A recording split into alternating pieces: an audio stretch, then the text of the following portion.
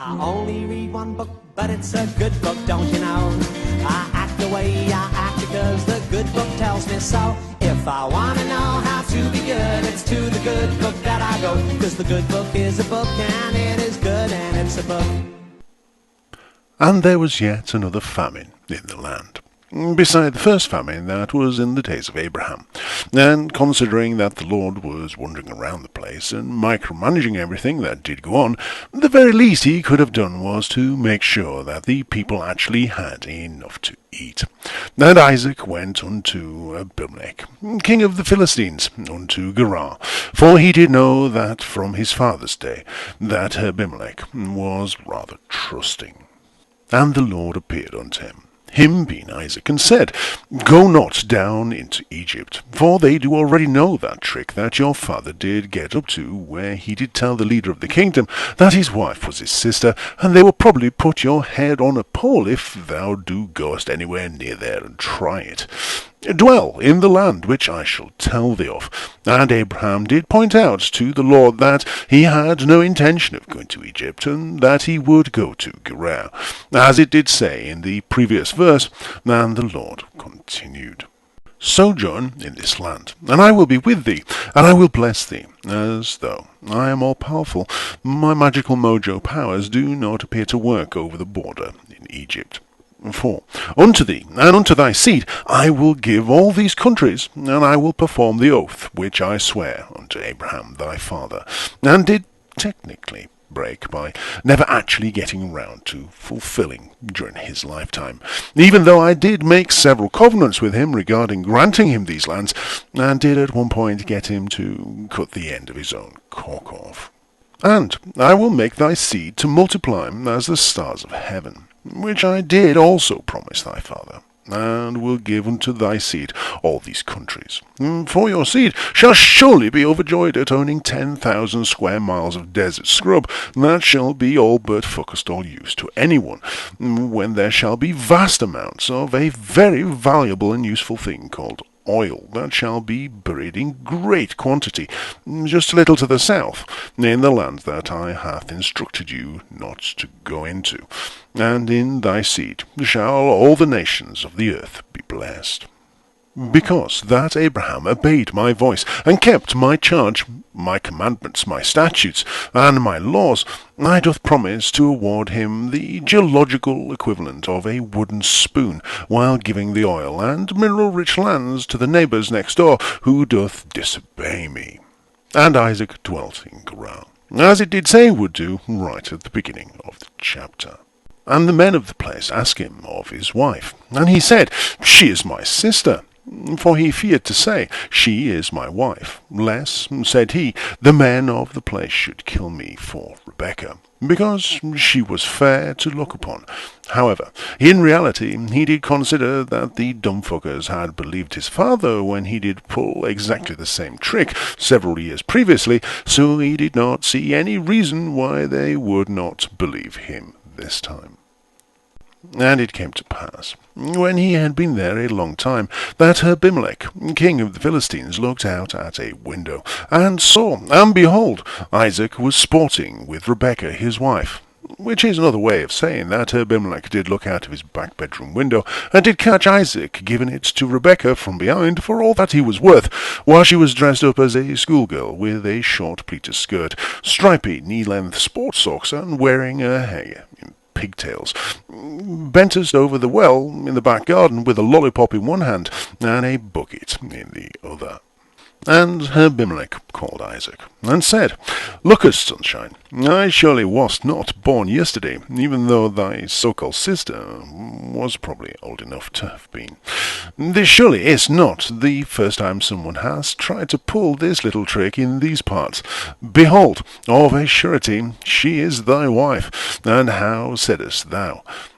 She is my sister. And Isaac said unto him, Because I said, lest I die for her. Which apparently was the stock answer in such a situation when thou hast rumbled with thy ruse, seeing as this was the third time that this very self-same situation had happened up to now, and this has been the answer given on every single occasion. And Abimelech did breathe in deeply, and did facepalm, and said, What is this thou hast done unto us?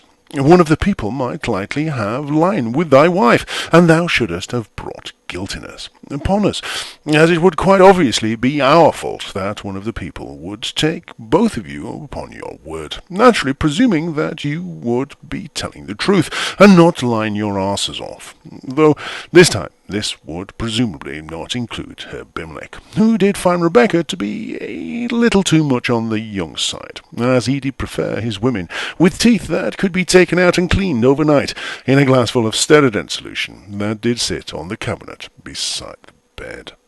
And Abimelech charged all his people, saying, He that toucheth this man or his wife shall surely be put to death. Which is a good example of the way that the Lord considers those that shall tell lies shall be treated, that being with special treatment and protection. Then Isaac sowed in the land, sowing what? God only knows, and received in the same year 100-fold. And the Lord blessed him, for he was surely rewarding him for such honesty. And the man waxed great, for razor blades were not something that had been invented in those times, and went forward, and grew until he became very great.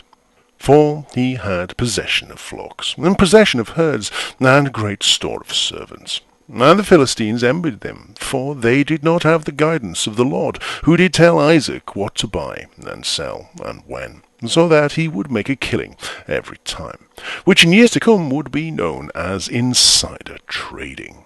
For all the wells which his father's servant had digged in the days of Abraham his father, the Philistines had stopped them, and filled them with earth, as a hint to Isaac that he should maybe buggerest off.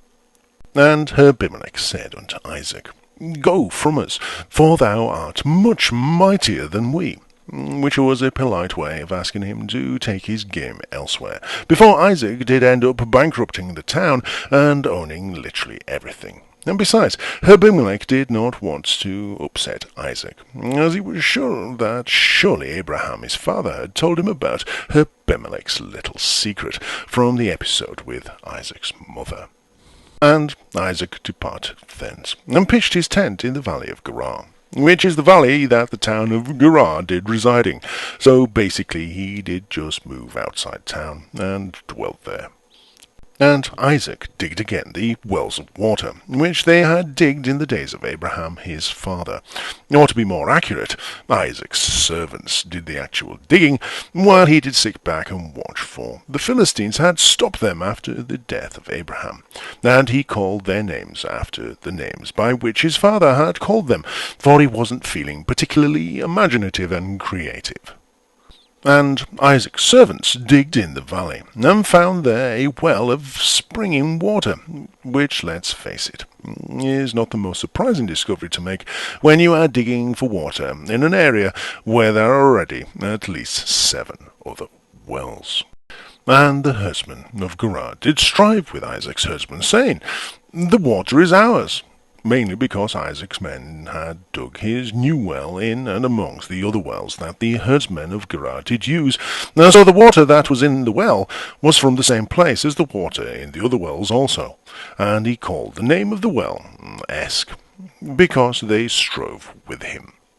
And they digged another well, for they were in the water well digging business, being that in that part of the world, that being the part that had been promised to Isaac, as it had been promised to his father before him, as opposed to the part of the world just a little to the south that had been given to those not as blessed by the Lord. Water was just about the only thing that Isaac and his men would be digging a well for, and the locals strove for that also, and he called the name of it Shitna, which was short for shit, not again. And he removed from thence, and decided that this time he would dig a well somewhere that was not next to somebody else's well, or in the middle of somebody else's field, and digged another well, and for that they strove not.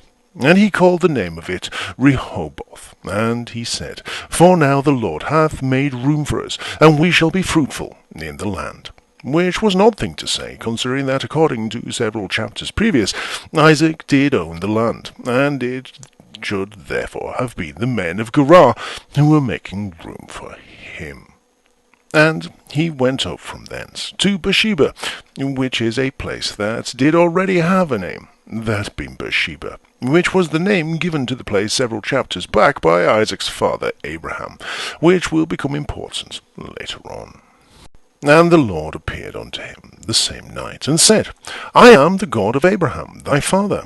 Fear not, for I am with thee, and will bless thee, and multiply thy seed for my servant Abraham's sake, as if he wasn't the one and only true God that did exist, and that there were somehow other gods that did also appear magically out of thin air at mealtime. And Isaac did look upon the Lord, and asketh of him, Art thou the Lord that did instructeth my father to take us me unto the top of a mountain, and offer me unto you as a burnt offering, after being brutally murdered? And the Lord did have to admit that he was, and that there were no hard feelings met by it. And he did ask how Isaac's 2 sons were getting on, as they had not been mentioned, even once in this particular chapter. And then he did ask Isaac what was for supper. And he builded an altar there, and called upon the name of the Lord, who was right there beside him, having appeared unto Isaac, as previously mentioned in the previous verse. And Isaac pitched his tent there, and there Isaac's servants digged a well, for they had nothing better to do. Then Abimelech went to him from Gerar, and Hazua, one of his friends, and Phicol, the chief captain of his army, just as they had done with Abraham, over 75 years previously, at the time that Isaac had been born. And Isaac said unto them, Wherefore come ye to me, seeing you hate me, and have sent me away from you? Which did take Abimelech a little by surprise, as earlier on in this chapter he had overlooked Isaac's deception, and granted him special protection, as he had done with Isaac's father before him. And his request that Isaac should leave did sound more like an arse-kissing, rather than arse-kicking. And they said, We saw certainly that the Lord was with thee, and we said, Let there be now an oath betwixt us, even betwixt us and thee, and let us make a covenant with thee, just as they had done in the previous, almost identical version of this story, involving Abraham. That thou wilt do us no hurt, as we have not touched thee, and as we have done unto thee nothing but good, and have sent thee away in peace. Thou art now the blessed of the Lord. And Isaac did have to agree that it was uncalled for him to continually keep playing the victim card, when he did have all the advantages, and those who he was accusing of being his oppressors had done nothing of the sort. And he made them a feast, and they did eat and drink, and party long into the night. And they rose up betimes in the morning, and sware one to another. And Isaac sent them away, and they departed from him in peace, going back to Gerar, and parted out, and each with a hangover of epic proportions. And it came to pass the same day, that Isaac's servants came and told him concerning the well which they had digged, and said unto him, We have found water. And Isaac did praise them, and did tell them that finding water was very good and useful, but not very profitable, considering that thanks to their efforts the whole valley was now full of water wells. But what would be better would be to dig a well and find this stuff that would one day be called crude oil. And looking at his latest well, he called it Sheba. Therefore the name of the city is Beersheba, unto this day, just as it was prior to this day, since his father had named the place Beersheba 75 years previously. And Esau was 40 years old when he took to wife Judith, the daughter of Beeri the Hittite, who was permanently pissed, and Bathmat, the daughter of Elon the Hittite, who was no relation to Dormat or her sister Bogbrush, and who in later chapters is said to be the daughter of Ishmael, and therefore Esau's cousin. Which raises the question, if this narrative is inerrant and should be read and understood literally, is Bathmat the daughter of Ishmael or not? For this narrative, over time, doth say that she both is, that at the same time is not. which were a grief of mind unto Isaac and to Rebekah, as well as the rest of us, as although they were only a pair of Bedouins who did herd livestock and dig many wells, they did know a mindfuck when they did see one. And the Lord, who was up in heaven, did watch all that had gone on betwixt Isaac and Abimelech during his time in Gerar, and he did turn unto the Holy Ghost, and did ask him if what he did think. And the Holy Ghost did reply that he did think it was fair. And the Lord did say that he was not so sure, and that surely those who would read this chapter would look upon it and realize that it was simply yet another formulaic remake of Abraham Goes to Egypt, ripping off the sequel, Abraham Goes to Gerar, almost line for line, with exactly the same sporting cast of characters doing the same things, just with Isaac as the hero instead of Abraham. And the Holy Ghost feigned surprise, and did say that he would never have known had the Lord not told him so.